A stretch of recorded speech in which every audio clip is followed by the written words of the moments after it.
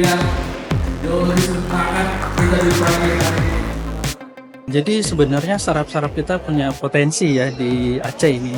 Cuman nanti yang perlu dikembangkan lagi adalah ekosistemnya. Jadi di mana ketika mereka punya ide, itu harus punya juga wadah tempat mereka cari mentor-mentor juga, mencari ilmu-ilmu yang mereka bisa gali dari para startup founder yang sudah berkembang nantinya. Jadi itu juga perlu dikasih wadah tempat mereka bisa berkolaborasi dengan startup founder yang lain supaya mereka juga ikut punya ilmu, ikut bisa berkembang juga.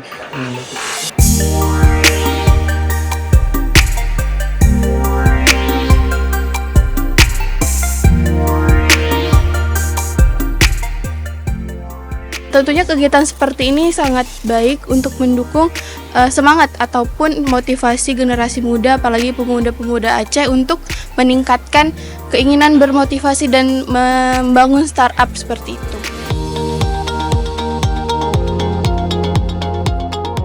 Dua hari ini kita udah coba ngelihat beberapa potensi-potensi startup yang ada di Aceh.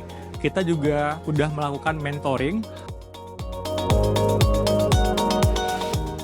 Dengan event yang seperti ini, nantinya akan membuat anak-anak muda di Aceh terutama lebih bersemangat untuk melahirkan ide-ide bisnis dan juga kreativitas di bidang digital. Kami melakukan kegiatan coaching itu dibagi per kelompoknya, dan pada saat kegiatan tersebut kami banyak melakukan mengenai skill komunikasi, di mana hal tersebut sangat penting ataupun sangat diperlukan pada saat kami melakukan pitch deck nantinya.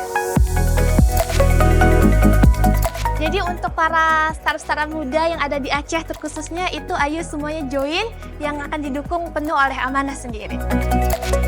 Nah, semoga nanti ke depan makin banyak event-event seperti yang sekarang dilakukan oleh Amanah, dan nggak cuma tahun ini aja ya, kita berharap di tahun-tahun berikutnya itu makin banyak dan makin membuat anak-anak muda di Aceh bisa berkembang dan bertumbuh.